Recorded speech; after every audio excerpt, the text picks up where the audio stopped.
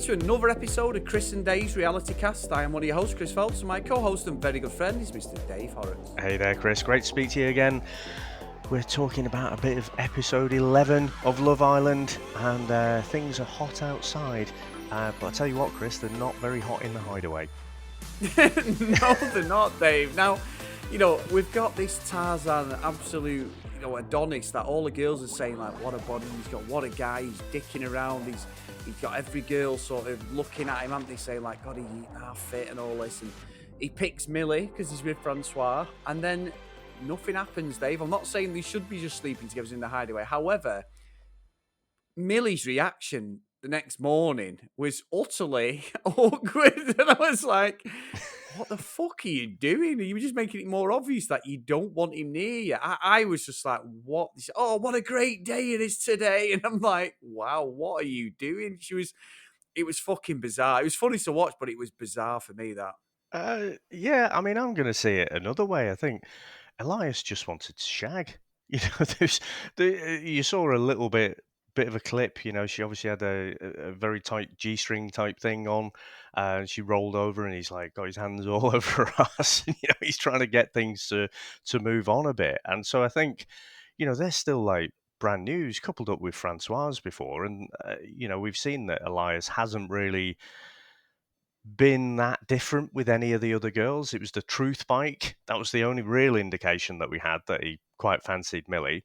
So then he chooses her for a date, and then he wants to get jiggy with it straight away. So I don't know. I think it just took Millie aback a bit. You could say, well, she was there kind of showing him a favourite sex pose. So, maybe he thinks she was just sending out all the signals. And yeah, so I don't know. I think Elias has been really good, but I'll be honest, Chris, I thought he came off a bit of a cock in this episode. I did actually, because I started the episode thinking, Millie, what are you doing? And you're right, he did assume that he was going to get some action, and I get that. I totally understand that. But when he dropped the bomb, when he was talking to Taylor about this model who he knows, and she split up with one of the AFL, the Aussie Rules footballers, and he's like, oh, I'm going to have a crack at her. Dave, even if you're thinking that, you don't say it when the girl you've spent the night with and who's interested in you, he's fucking about 3 foot away, lay there. And he had no regard for her whatsoever. So initially I was a bit unsure of Millie. By the end of the episode, I was like, you know what, Millie's right. He's a dickhead. And I thought he was being an absolute cock in this episode. Proper. We've not seen that arrogant. He's played it really cool, but I just thought his attitude was terrible. It felt like what you've just said, that because he didn't get any sex offer or whatever he thought he was going to get, he thought, oh, fuck you then, I'll get someone on the outside. And I just thought that was poor, to be honest. Yeah, no, I thought it was a ill-judged comment at best, wasn't it?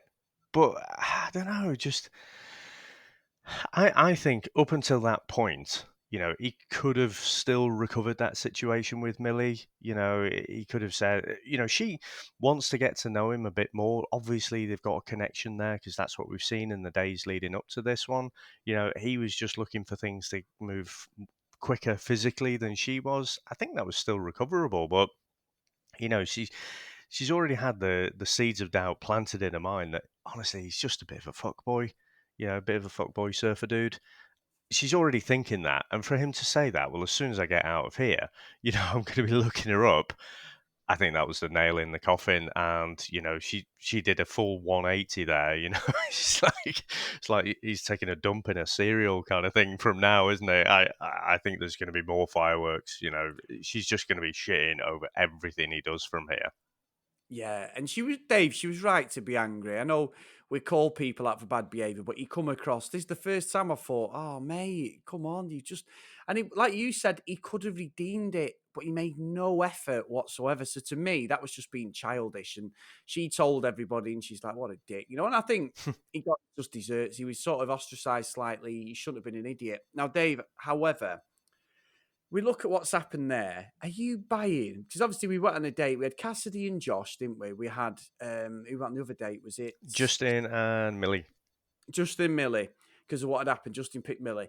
Are you buying this Cassidy and Josh situation? Because I can't see nothing between them, Dave, at all. And I'll be honest with you, Cassidy's coming across now as a bit of a fucking moaner to me. She's just like, she just doesn't see any positives in anything. And I want her to be happy because what Grant did to her, but I'm just like, give yourself a favor, smile a little bit, enjoy what you're doing in there. I know she enjoyed the date, but it seems to be whenever she self doubts us all the time, doesn't she? She's completely over analyzing the situation, and it's like just take it for what it is. I just find it really frustrating watching her.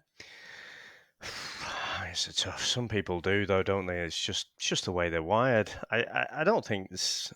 I don't think what she's doing is wrong necessarily. She probably just can't help herself. But I mean, if am I buying it? I mean, from her words, she's saying, these feelings that she has from Josh have kind of come from nowhere. And, having seen several seasons of this stuff now, there is a bit of cynicism there. Does she really mean that? Or does she just want to stay in the villa, a little bit longer? But I don't know. She comes across more genuine to me. Um, so I can believe that, she has started to develop these feelings for Josh. But old Josh, things turn around, don't they? When he was the first one to walk in the villa, wasn't he? And none of the girls stepped forward for him.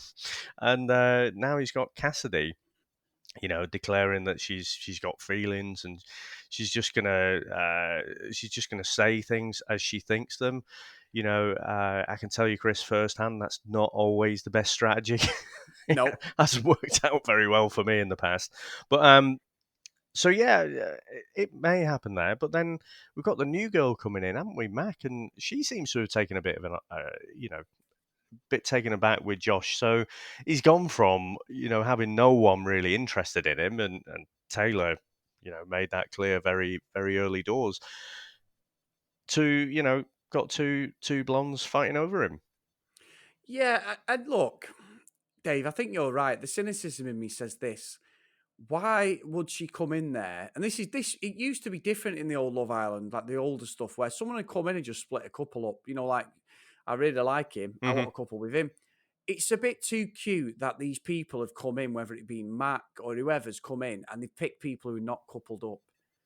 Dave, if there's an attraction to somebody and it's Love Island, they're not, they might be together for a week or so, but I don't see the problem in trying to explore somebody you fancy and saying, well, I just want to go with them. It might make you unpopular and it'll make great TV because I've seen it before. It's fucking great when they do that. However, it's too cute that she's come in for Josh, this Mac. I'm not buying it at all. I really not. I don't know what's going on. And then you've got Natasha in the background as well. She's just like a peripheral figure at the moment. She's still paired with Josh, isn't she? But she's not, nothing's going on.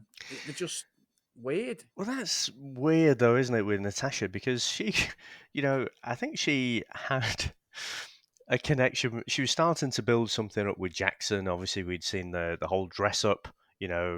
She was dressing Jackson up like a woman, and she, so they were swapping roles, weren't they? She was dressing up like a man and trying to act like him.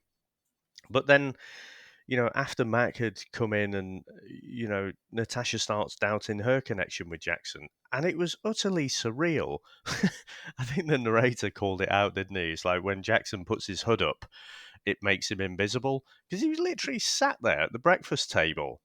And she's talking. I can't think, was it Josh or was it Justin? I can't even remember who she was talking to because I couldn't take my eyes off Natasha and Jackson. And she's talking about, oh, well, I thought I had this connection, blah, blah, blah. It's obvious she's talking about Jackson. and, and I'm like, what are you doing there? Is she trying to pretend that she can't see him and then just get these feelings out there so it plants a seed of doubt in his mind? I couldn't work out what was going on there, Chris, and what was going through Natasha's mind. No, and I agree. And Paul Jackson's getting pelters because he's vertically challenged, Dave. Yeah. All the girls are just like, oh yeah, a bit too small. And it's like Max says to him, well, I'm 5'8" or whatever, or 5'9", whatever. And in heels, I'll bury you. And it's like, but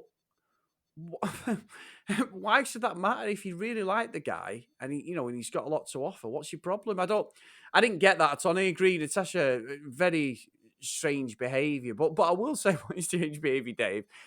You pinky promised someone on a TV reality show that's been beamed to, obviously it was in 2018, it's been beamed to loads of the Australian fans. It's been over here now. So you've got millions and millions of people. And she says to Erin, he's talking to Cassidy, and Cassidy goes, I know you're going to tell Eden about, I Oh, like Josh. God. Oh, yeah.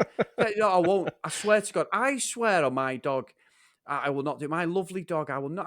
I promise you. And then the fucking commentator's brilliant. And he went, well, I tell you now, whatever the dog was going, you better start looking.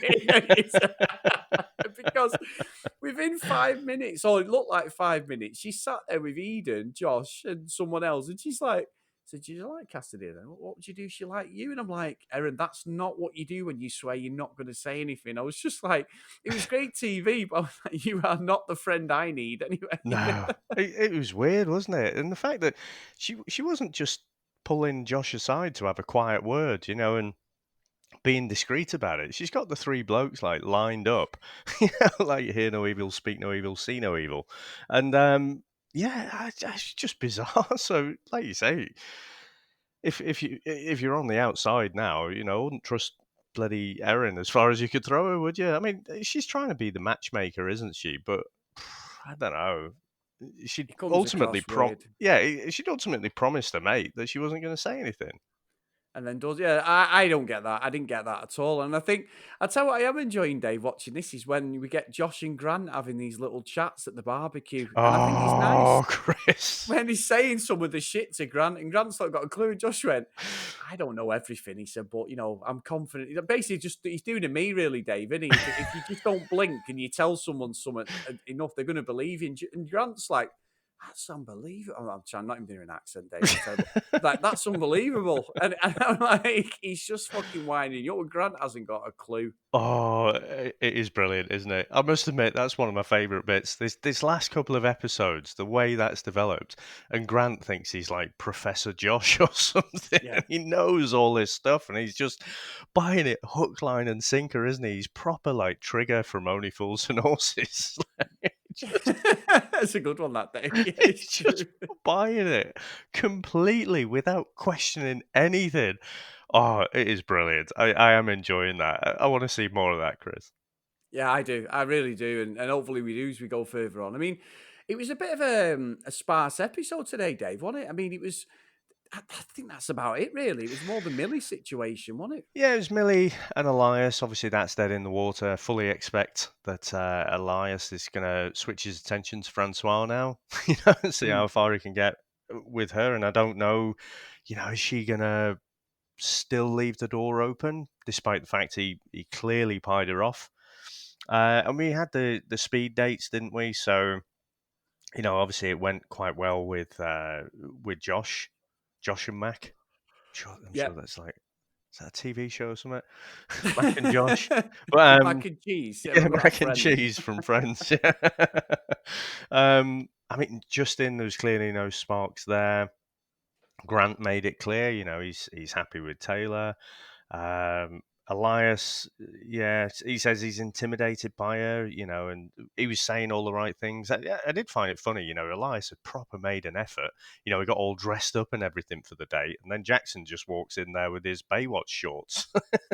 But yeah, he said he'd give her a 10 out of 10. But like you say, she's a bit shortest, isn't she? So I Yeah, don't think, he's knackered. yeah, I don't think anything's going to go there. And then Eden, I don't think he'd have been interested anyway.